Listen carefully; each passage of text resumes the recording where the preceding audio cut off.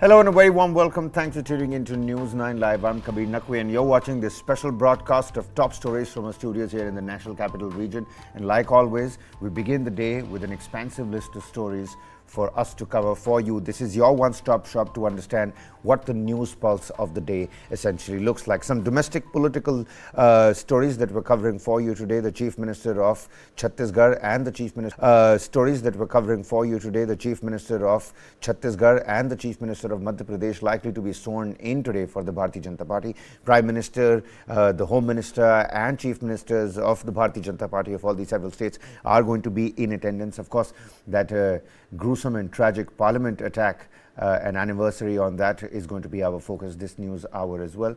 But more so, we're also going to be shifting our focus towards top global developments, entertainment stories, stories from the world of sports. But first and foremost, ladies and gentlemen, it's imperative we shift our focus to the 68th day of the West Asian conflict between Israel and Hamas. The top updates from there first.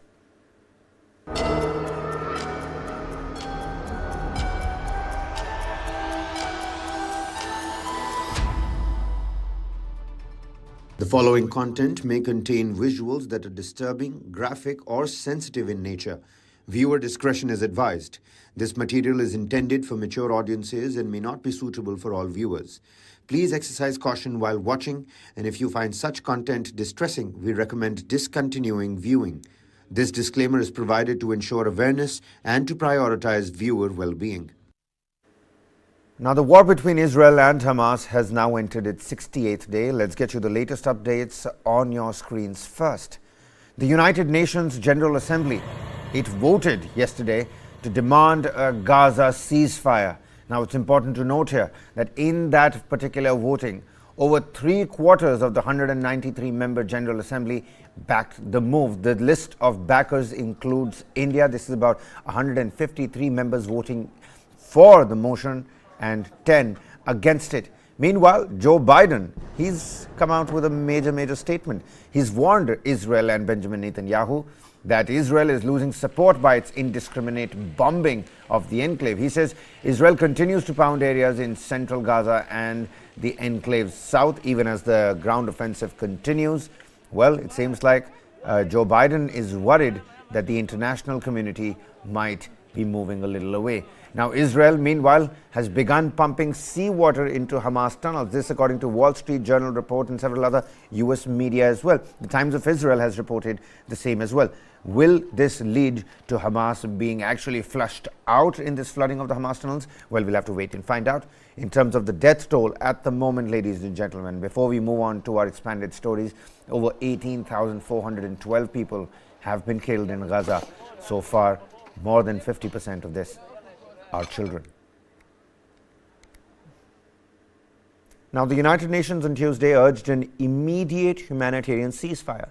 This in the ongoing Israel-Hamas war. More than 3/4 of the 193 General Assembly backed the move, which had been vetoed by the United States in the Security Council just last week. India voted in favor of the ceasefire resolution in the UNGA's emergency session on Tuesday. The resolution for immediate humanitarian ceasefire passed with 153 members voting in favor, 10 voting against, and 23 members abstaining from the vote. I used my recent attendance at the Doha Forum and every other platform I can to encourage cooperation among states with the same singular goal in mind: to make peace for all. In the name of humanity, I ask you all once again, stop this violence now. A ceasefire means one thing and one thing only: ensuring the survival of Hamas, ensuring the survival of genocidal terrorists committed to the annihilation of Israel and Jews. This is no secret. Hamas's charter makes this clear, and Hamas leaders have publicly stated that October 7th was just a rehearsal. A ceasefire is a death sentence for countless more Israelis and Gazans.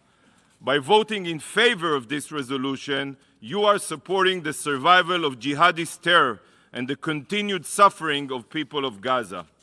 The exploitation of the Palestinians has made the UN a moral stain on humanity. Why are you continuing to allow them to make the United Nations irrelevant? And indeed, there are aspects of this resolution that we do support.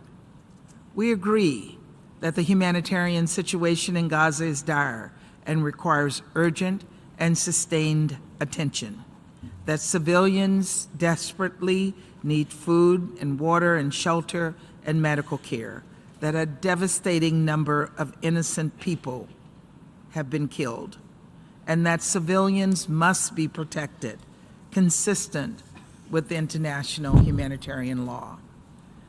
In addition, we support the release of all hostages immediately and unconditionally. Any ceasefire right now would be temporary at the best and dangerous at worst. Dangerous to Israelis, who would be subject to relentless attacks, and also dangerous to Palestinians, who deserve the chance to build a better future for themselves, free from Hamas. Well, now, United States' unequivocal support for Israel is not something that's new for the entire world. Meanwhile, United States' President Joe Biden, he's come out and warned Israeli Prime Minister Benjamin Netanyahu, stating that Israel risked losing support from the international community due to its indiscriminate bombing of the Gaza Strip. While addressing a 2024 re-election campaign fundraiser in Washington, Biden, speaking to reporters, emphasized that Israelis can't say no to a Palestinian state and urged Netanyahu to avoid repeating mistakes made by the United States after 9/11. Drawing parallels with the US war in Afghanistan, he remarked, "There's no reason we did so many of the things that we did."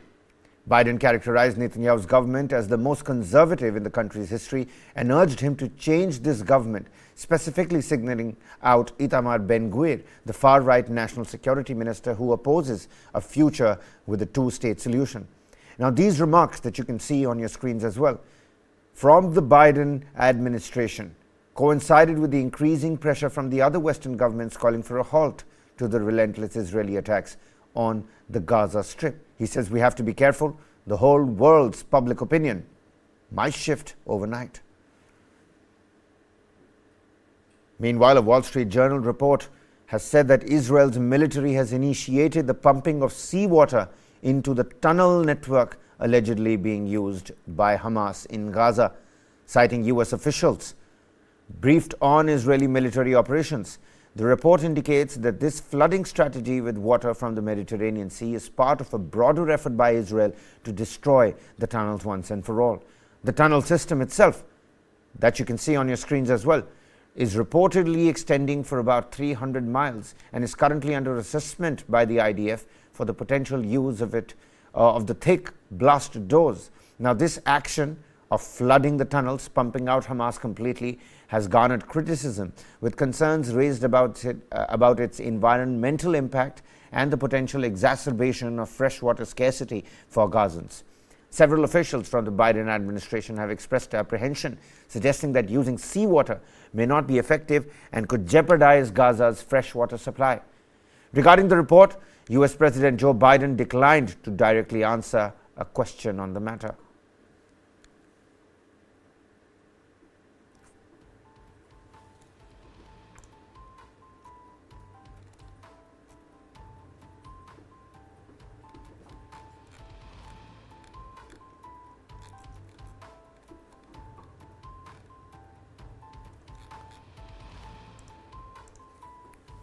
IDF begins its pumping of seawater into the Hamas tunnels. Will the United States support Israel on this particular front? Even as the Israeli Defense Forces, and it's not just the Wall Street Journal, it's a lot of other US media reports, the Times of Israel itself, that has said that IDF is contemplating, thinking about pumping the tunnels completely. It has, in fact, begun pumping seawater into the Hamas tunnels. Moving on, the IDF announced that its troops recovered the bodies of 2 hostages seized by Hamas gunmen on the 7th of October. Eden Zecharia, 27 years old, is one of the people captured at the Nova music party in Riem, just outside Gaza, and was found by Israeli forces inside the Gaza Strip. Chief Military Spokesperson Rear Admiral Daniel Hagari said that the body of Warrant Officer Ziv Dado was also found in Gaza during the fighting with the Hamas terrorists. IDF Special Forces recovered the bodies of 2 Israeli hostages during a complex hostage rescue operation in Gaza. 27-year-old Eden Zecharia, who was taken hostage by Hamas from the Nova Music Festival, and 36-year-old Command Sergeant Major Ziv Dado, who was taken hostage while on active duty. Sadly, we did not reach them in time. Our special forces located the bodies of the hostage inside an underground infrastructure in a densely populated area in Gaza. Hamas is holding our people hostage in brutal conditions while hiding among and under the people of Gaza. Among and under the people of Gaza. This makes our hostage rescue operation in Gaza complex, but it will not deter us from our mission, our duty to rescue our hostages from Hamas. Meanwhile, more than 6,600 Palestinian children have been killed by Israeli forces in Gaza since the 7th of October. Thousands more are missing, feared trapped under the rubble amid the relentless bombardment. Now, many of these children are now under the guardianship of distant relatives, friends, or even strangers, facing a reality where their lives are forever altered.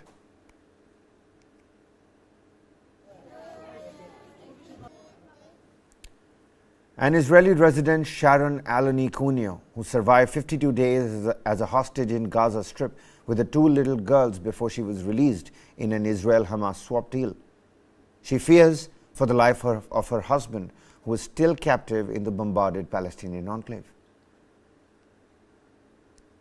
Sharon Aloni Cuneo, along with her 2 young twins, spent a harrowing 52 days as a Hamas hostage in the Gaza Strip. And in the first interview since her release, she told Reuters her thoughts were now with her husband, David, who is still held captive. 3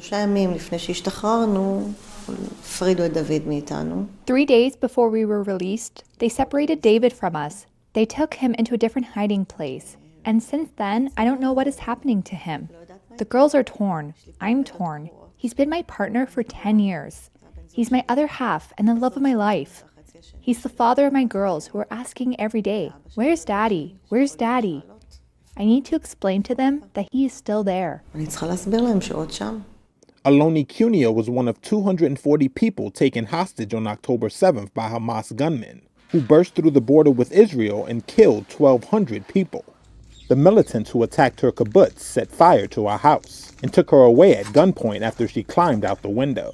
She was taken across the border with her husband David and one of their twins. Their second daughter was held separately in Gaza for 10 days before they were reunited in captivity. Every minute we're waiting is like a Russian roulette. Will they live through the day or not? And the conditions are difficult. Conditions that no one needs to live in, especially not children or adults without medicine. We saw that many have already lost their lives in captivity, so each moment is critical. And we need to do everything to put the aim of releasing all hostages prior to anything else. Aloni Cuneo said her group of hostages were held above ground and moved a few times. But with memories still raw and with her husband still inside, she declined to go into details. A 7-day truce saw more than 100 hostages released. The rest are still being held as Israel bombards Gaza, vowing to take out Hamas. According to local health authorities, more than 18,000 people have been killed in Gaza since the start of fighting. Now back at home with her twin 3-year-olds, Julie and Emma, Aloni Cuneo pleads for the remaining 137 hostages to be freed. There's a lot of families without a father, without a daughter, without a brother, without a grandfather, grandmother, mother. Everyone had, it's like 138 families there. That needs to come back now.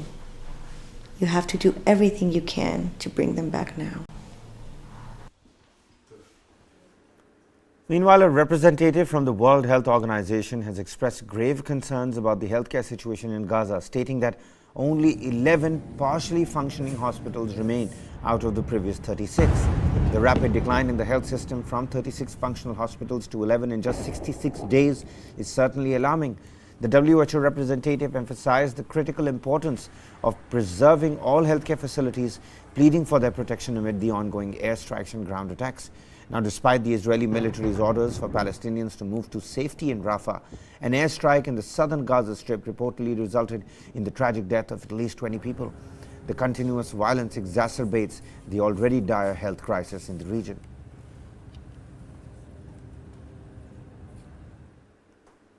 Slipping into a quick break here. Meanwhile, climate change is a global challenge that transcends national borders, and in light of the persistent worries about climate change and a sustainable world, India has steadfastly committed to achieving both its long-term and short-term emission targets by 2070. Here's a promo. Take a look.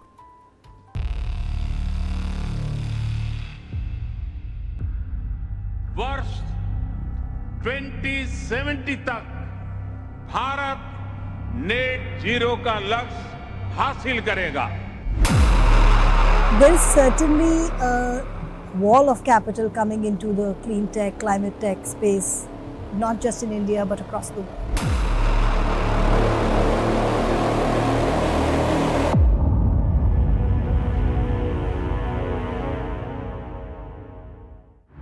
This and more, streaming on world's first news OTT, News 9 Plus. Download now. Welcome back. You're watching News 9 Live, shifting our focus to some political stories that are developing back at home. Mohan Yadav is set to be sworn in as Madhya Pradesh Chief Minister at 11:30 a.m. at Lal Parade Ground in Bhopal today. Prime Minister Narendra Modi, Union Minister Amit Shah, BJP National President JP Nadda, Chief Ministers from the BJP-ruled states and several other union ministers and top senior leaders will attend the ceremony in Bhopal as well. Now, let's get you an update, an idea as to who Mohan Yadav is. The new government will include two Deputy Chief Ministers, Rajendra Shukla and Jagdish Devra, while former Union Minister Narendra Singh Tomar will assume the role of the Assembly Speaker. Meanwhile, even as you understand who Mohan Yadav is, MP's outgoing Chief Minister, Shivraj Singh Chauhan, he's expressed acceptance of the BJP's decision to replace him with Mohan Yadav for the Chief Ministerial post. Responding to questions about his previous statement on not going to Delhi, Shivraj Singh Chauhan said that I would rather die than go and ask for something for myself.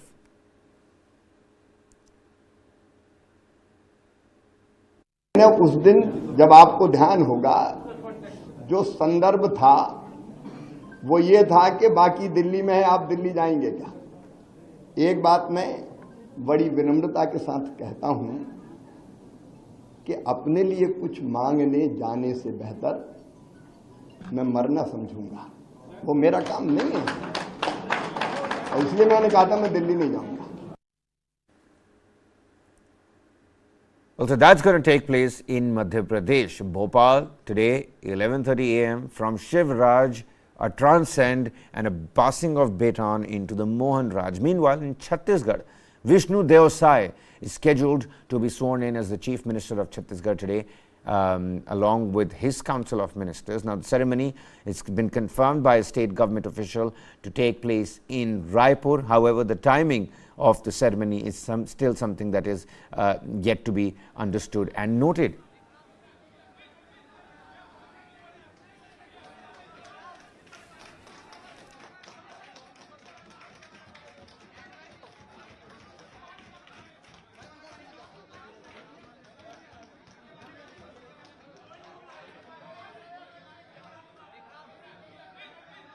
While Prime Minister Narendra Modi, Union Home Minister Amit Shah, BJP Chief JP Nadda and other party leaders are anticipated to participate in the swearing-in ceremony over here as well. We earlier told you who Manoj Yadav is. Let's take a look at who Vishnu Deo Sai also is. Now, Vishnu Deo Sai is a prominent figure within the Bharatiya Janata Party, having served as both the former state chief and a union minister as well.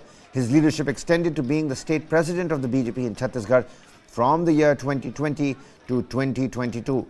Hailing from the influential Sahu, the Teli community, Sai has achieved significant electoral success, winning 4 consecutive Lok Sabha elections from the Raigad constituency.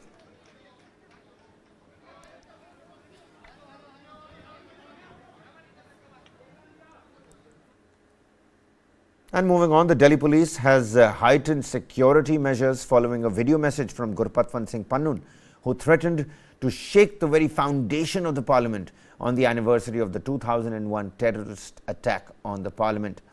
A senior police officer stated that security has been increased in and around the parliament premises with a focus on preventing any disturbance of law and order. The precautionary measures extend to the entirety of Delhi, and the police remain vigilant during parliamentary sessions. In the video, Gurpatwant Pannu, head of the proscribed organization Sikhs for Justice, alleged an attempt on his life by the Narendra Modi government and vowed a response on the 13th of December, claiming it would significantly impact the Indian Parliament's foundation.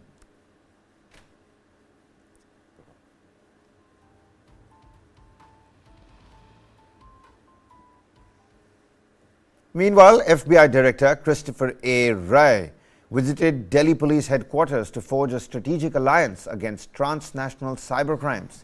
Both the agencies acknowledged the threat posed by criminals operating across borders and emphasized the need to prevent them from finding shelter in different countries. Now, Wray's visit, part of an ongoing India tour, coincided with a U.S. federal investigation into an alleged plot to assassinate India-designated terrorist Gurpatwant Singh Pannu. The FBI director and Delhi police expressed satisfaction with the existing relationship and discussed ways to enhance collaboration in combating complex technology-enabled crimes. Wray thanked the Delhi police for hosting the FBI delegation and anticipated qualitatively enhanced relationships for the future. Back in November, the Indian delegation at the 91st Interpol General Assembly urged member countries to deny safe havens to criminals, leading to successful returns of criminals and fugitives wanted by Indian agencies.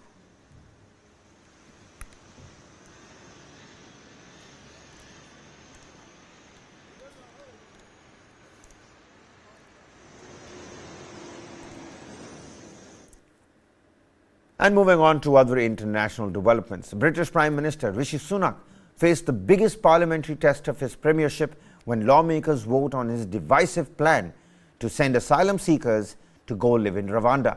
The outcome hangs in the balance as approximately 30 Conservative members of Parliament threatening rebellion could sway the decision. Britain's Prime Minister Rishi Sunak is facing the biggest test in Parliament of his premiership so far, with lawmakers on Tuesday voting on his plan to send asylum seekers to Rwanda. It could be defeated if about 30 Conservative MPs rebel, and that would not only be a huge embarrassment, but also put Sunak's premiership on the line. The scheme was agreed to back in 2022 under Boris Johnson, but a month ago the UK Supreme Court rejected the Conservative government's plan on the grounds that Rwanda is an unsafe place to send asylum seekers after they arrive by small boats to England's southern coast. Sunak reacted by agreeing to a new treaty with Rwanda and brought forward the bill, a piece of emergency legislation seeking to override any domestic and international human rights law that prevents the scheme from going ahead. The legislation has deeply divided his party. Moderates worry about Britain breaching its human rights obligations, while the far right says it doesn't go far enough, with some calling for a full rewrite of the legislation on Monday. Defeat would severely weaken Sunak's hold over his party. No government has lost a vote at this earlier stage in the parliamentary process since 1986. And stopping boat rivals has been one of Sunak's main priorities since he replaced Liz Truss as Prime Minister last year. Around 29,000 asylum seekers arrived this year, about one-third less than in 2022, but they remain a highly visible symbol of the government's failure to control Britain's borders, a key promise of campaigners for Brexit. Well, a topsy-turvy terrain for Rishi Sunak over there. Meanwhile, not so much for Donald Trump, who continues to lead the race for the 2024 Republican presidential nomination, securing over half of the party's voter support. Recent opinion polls have revealed so. Trump has been impeached twice, tried to thwart the peaceful transfer of power after losing the 2020 presidential elections. He faces scores of charges in multiple criminal cases. And his critics warn he is plotting to rule as an autocrat. Yet, he could still return to the White House. Here's why. The election of 24 is the single most important election in the history of our country. Former U.S. President Donald Trump has been impeached twice, tried to thwart the peaceful transition of power after losing in 2020. We will never concede. And faces scores of charges in multiple criminal cases. I am being indicted for you. But with less than a year to go until the U.S. election, make America great again. Trump currently stands a better chance at returning to the White House than at any point since he left office. Incredible people. Thank you. He leads his rivals for the Republican presidential nomination by nearly 50 points in national opinion polls. Here's 4 reasons why he could win the November 2024 election against Democratic incumbent Joe Biden. The White House argues the economy is in good shape. Unemployment is down to a near historic low of 3.9%, compared to 6.3% when Trump left office. Inflation is cooling. But with wages not keeping up to the cost of essential goods and services, many voters don't believe it. And opinion polls show voters by a large margin see Republicans as better stewards of the economy. Trump also speaks to the worries, real or not, that many white Americans have in a country that's becoming more diverse and culturally progressive. There's a sense that some of the key benchmarks of American life, owning a home, a decent wage, and a college education, are becoming further from reach. Polls show voters are worried about crime and nervous about the flow of migrants crossing the U.S.-Mexico border illegally. Trump is adept at harnessing those fears. Democrats and critics in Trump's own party argue he's unfit for office. But at least half of Republicans surveyed by Reuters Ipsos earlier this year said they would have no problem voting for Trump even if he were convicted of a crime. The former president can also point to his time in office and argue the machinery of government largely functioned, if at times chaotically. Despite heavy government investment in infrastructure, clean energy, and chip manufacturing, the White House has not been able to persuade much of the public that Biden's job creation policies have made a difference to their lives. There are also 2 foreign wars dividing Americans. Trump's America First message could resonate with voters wary of more involvement in Ukraine or Israel. I could be dictator again. But Trump does remain deeply unpopular in many parts of the country. And his fiery rhetoric could turn off moderate Republicans or independent voters. If he becomes the nominee, it could also provoke a high turnout for Democrats against him. It looks like it's all set for a rematch, albeit will Joe Biden be fighting it out for the Democrats? That's another question altogether. We're going to be shifting our focus to some other stories, but before that, slipping into a quick commercial break here. News and updates right on the other side. Don't go anywhere.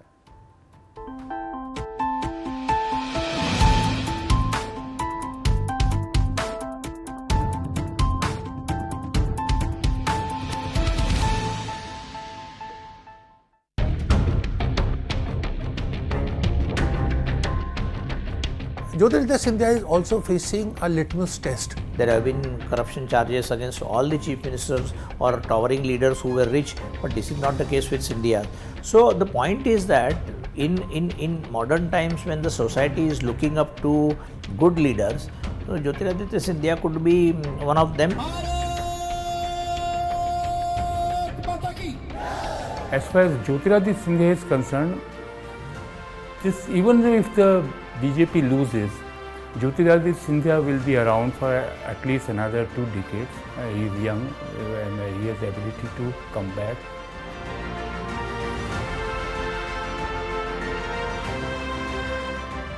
This and more streaming now on the world's first news OTT, News 9+. Download now. With all this gear, you must be wondering if I'm climbing a mountain. Well, let me give you a wider look of this place. This is Asia's largest mountain of shame. A mountain of waste, almost the height of the Qutub Minar. When you enter capital cities of some of the biggest countries in the world, you don't have 3 garbage mountains waiting to welcome you depending on whichever side of the city you enter from. The thing is that a lot of times we talk about landfills only when there's a fire at the landfill. You need to understand that a landfill is at fire almost throughout the year. It's only when the firefighters are not able to douse the fire is when it actually catches the nation's attention, the city's attention, or media attention. The towering landfills worsen one of Delhi's biggest problems: pollution. यहाँ पर आप रात को आओ, दिन में आओ, आप 1 घंटे बैठ नहीं सकते बाहर। इतनी धूल, प्रदूषण, महक, आप खाना भी नहीं खा सकते बाहर बैठ के। Life around the landfill is a curse. हमारे घर में जो बड़े हैं उन्हें अस्थमा के वो पेशेंट है, आए दिन उनको नेबुलाइजर लगाना पड़ता है। डॉक्टर ने भी मुझे ये चीज बोला कि यहाँ का एरिया छोड़ के कहीं और जाइए। Delhi's garbage mountains are now a fetid symbol of the national capital's trash problem. The question is, who is to be blamed?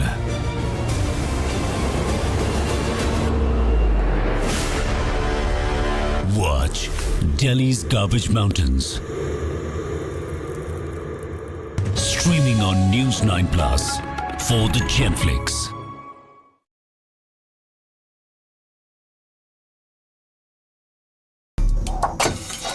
China won't let us rest easy on our borders, but they will keep flooding our markets. What does Xi Jinping really want? I think he wants the Indian market, no doubt about it. It's really a matter of showing their dominance. India's great Chinese conundrum. Nobody can contain it. Not the United States, not China, not anybody else. Frenemies. This and more. Streaming on the world's first news OTT, News 9 Plus. Download now.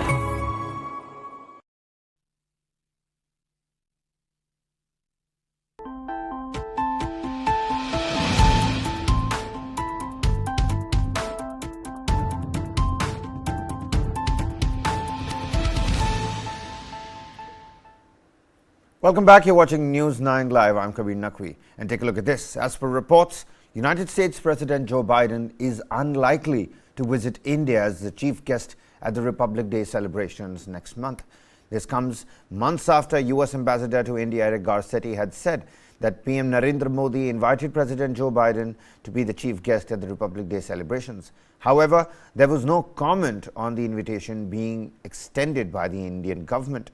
A number of reasons are believed to be behind Biden's decision to not visit India. This includes Biden's focus on his re-election bid in the next year's presidential elections, especially with several showing Trump to be in the lead. The other probable reason is that Biden wants to keep his attention to the Israel-Hamas war and other geopolitical crises. With Biden not expected to visit India in January, reports are also emerging that the Quad summit, which was scheduled to be held in India, will now be held in the latter part of the year.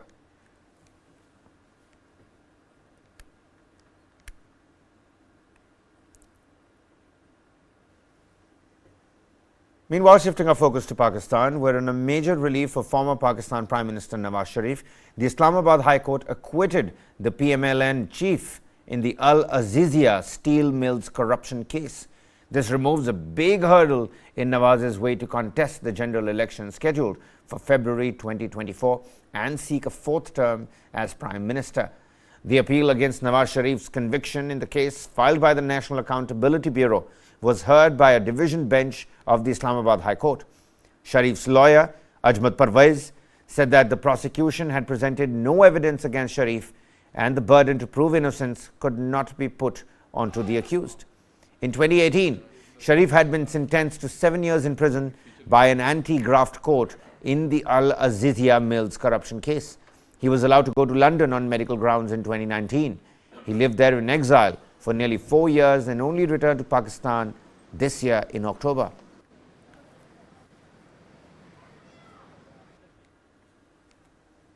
And shifting our focus here, Egyptians have cast their ballots on the third and final day of the presidential elections, expected to give President Abdel Fattah al-Sisi a sweeping victory and a new 6-year term in the absence of real competition.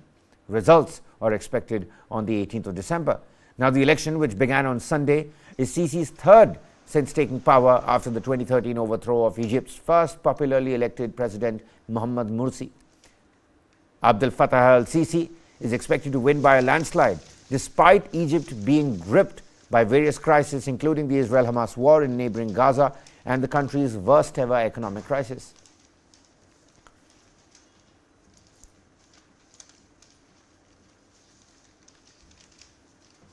Meanwhile, Ukrainian President Volodymyr Zelensky and the U.S. Secretary of Defense Lloyd Austin joined forces to address a critical issue. The Biden administration has cautioned Congress about the repercussions of not renewing military aid to Ukraine, highlighting the potential for this failure to tip the scales in Russia's favor, posing significant national security risks for the West. A proposed aid package for Kyiv remains stalled by congressional Republicans, prompting warnings from the White House that without swift action, Ukraine could face a depletion of previously allocated aid by the year's end, just as it braces for another challenging winter of conflict. The whole world is watching us, observing what destiny other free nation could face to live freely or to be subjugated. Ukrainians haven't given up and won't give up. We know what to do, and you can count on Ukraine, and we hope just as much to be able to count on you. When the free world hesitates, that's when dictatorships celebrate and their most dangerous ambitions ripen. Every one of you here understands what it means for a soldier to wait for munition, waiting for weeks, months without knowing if support will come at all. Every one of you with command experience knows what it means when instead of moving forward, you are just watching, waiting for armor or equipment while your enemy is satisfied and preparing for assaults. Any of you with a son or daughter in combat zone just wouldn't get it if they were told that protecting lives could wait because there's a little more debating.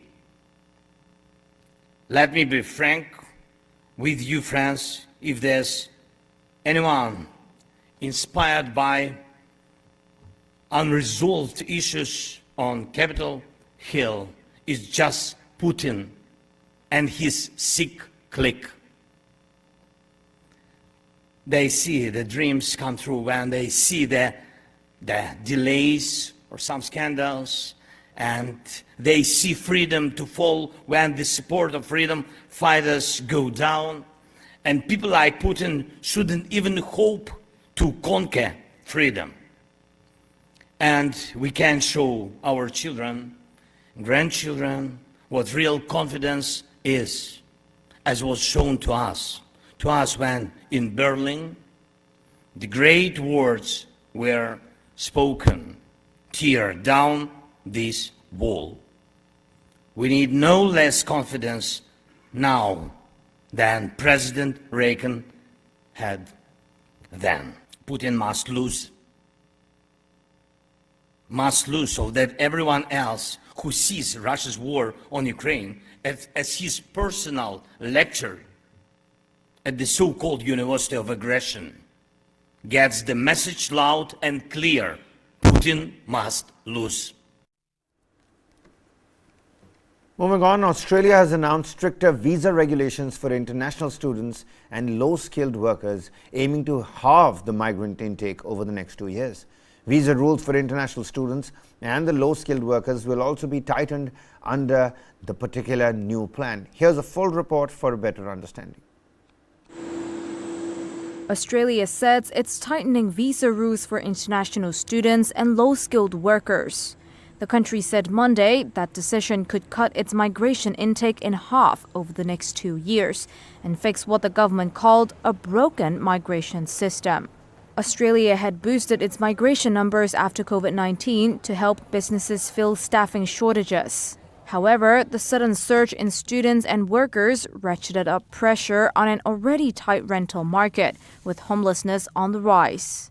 Home Affairs Minister Claire O'Neill. We are going to make sure that we bring numbers back under control, that we build a better planned system around essential things like housing, and perhaps most importantly of all, that we build a program that delivers for the national interest.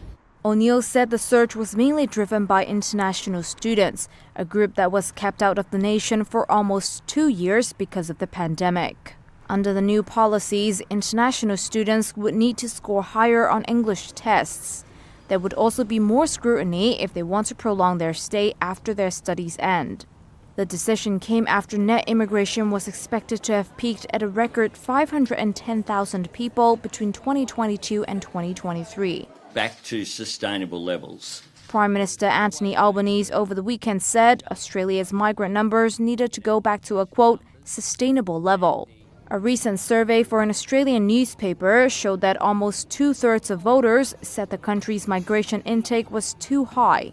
Still, Australia is now one of the world's tightest labour markets and has long relied on immigration to bolster it. The Labour government has pushed to speed up the entry of highly skilled workers and smooth their path to permanent residency. Moving on, the UK's antitrust regulator is investigating green claims made by the British arm of Unilever, saying it wants to ensure that consumers aren't being misled by a company that has touted social responsibility as a selling point for goods ranging from shampoo to ice creams. Misled. Meanwhile, in a shocking incident, a far-right Polish lawmaker extinguished Hanukkah candles using a fire extinguisher during a parliamentary event with the Jewish community. Grzegorz Braun from the Confederation Party labelled Hanukkah as a satanic and claimed it to be restoring normality. The act sparked outrage, prompting Prime Minister Donald Tusk to condemn it as a disgrace. Now, Braun was excluded from the parliament, faces potential legal consequences and will suffer financial penalties. The incident occurred just before a crucial vote on Tusk's approval. Members of the Jewish community, including children, experienced distress due to the extinguisher's powder. The Confederation Party disapproved of Braun's actions in a social media post. A far-right Polish lawmaker used a fire extinguisher to put out Hanukkah candles in the country's parliament on Tuesday. It happened during an event with members of the Jewish community. As Grzegorz Braun extinguished the flames, a woman asked the Confederation Party lawmaker what he was doing.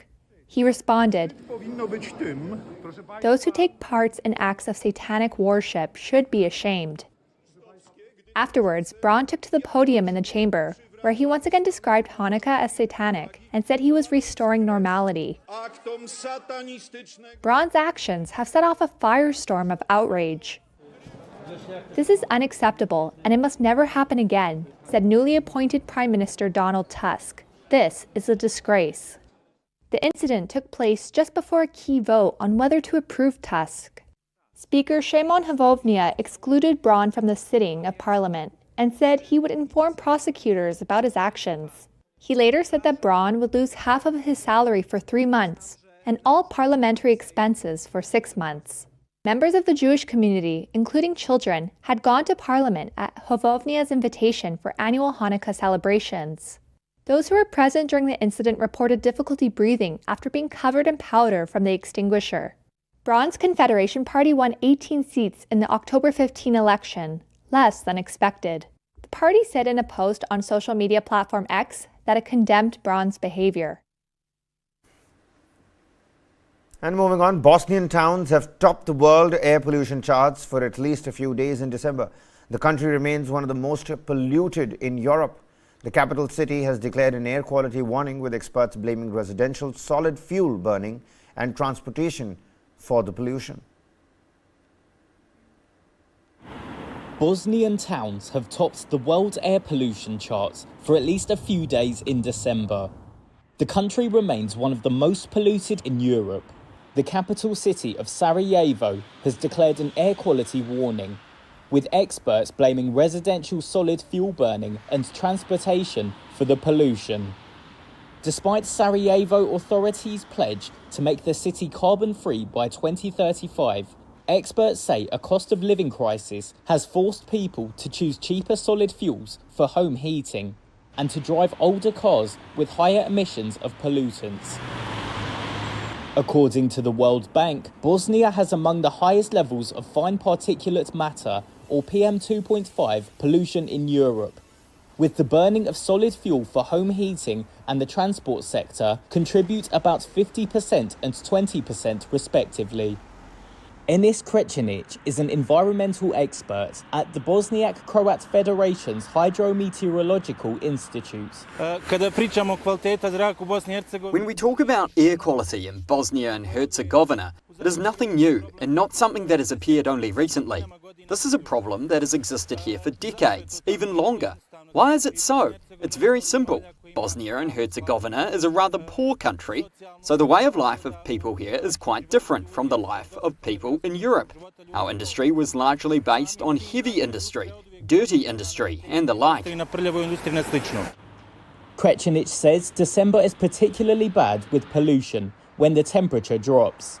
Cooler temperatures and a drop in the wind trap pollutants in the atmosphere for longer.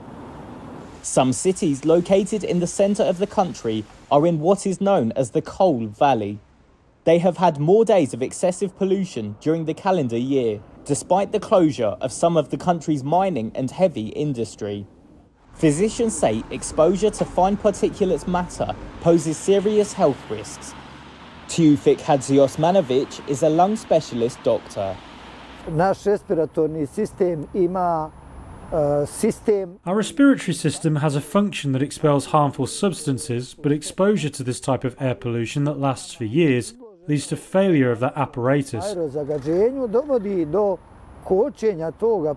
And this very often happens in young people, in children, and especially in chronic patients, which then again leads to the formation of exacerbations of chronic obstructive pulmonary disease.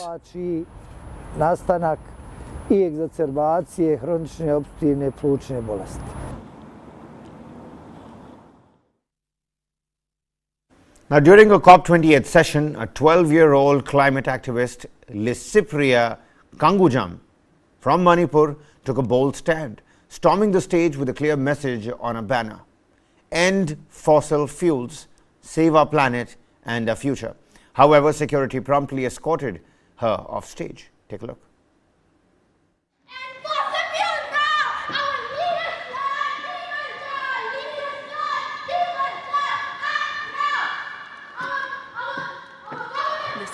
Will come. You see, asking clean air to breathe, clean water to drink, and clean planet to live is all our basic rights, and asking those basic rights is completely unnecessary, you know. We must be having those basic rights right now, and we are not having that at all. So how is that fair? And raising my voice in the plenary session and taking my badge just like that, how is that fair? First COP was in COP25 in Madrid, Spain, when I was around 7 years old, and it has been 5 years from then. And there has been no concrete action from our world leaders, and our world leaders keep on firing our planet, keep on destroying our planet and our future. Meanwhile, residents in northeastern Australia are preparing for the imminent impact of Cyclone Jasper, set to make landfall within the next 24 hours. Currently situated about 250 kilometers off the far north coast of Queensland in the Coral Sea, Cyclone Jasper is expected to intensify to a Category 2 storm with wind gusts reaching up to 140 kilometers per hour, according to the Bureau of the Met Department. Now, authorities have taken proactive measures, establishing evacuation centers and deploying additional emergency crews. There are warnings of flash flooding in certain areas as heavy rain is forecast across a coastal stretch of over 600 kilometers. The popular tourist town of Cairns has closed its airport, cancelling all flights for the next day. In anticipation, residents have cleared supermarket shelves of essential items, including bottled water. Authorities are urging people to stock up on food and secure loose outdoor equipment as they brace for the impending severe weather conditions.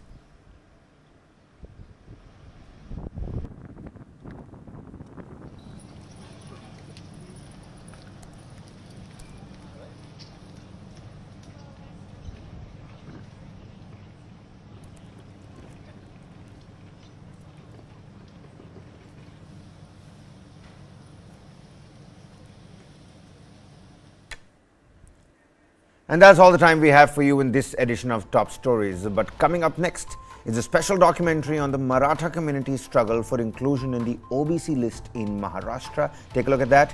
And many thanks for watching. This is Kabir Naqvi signing off.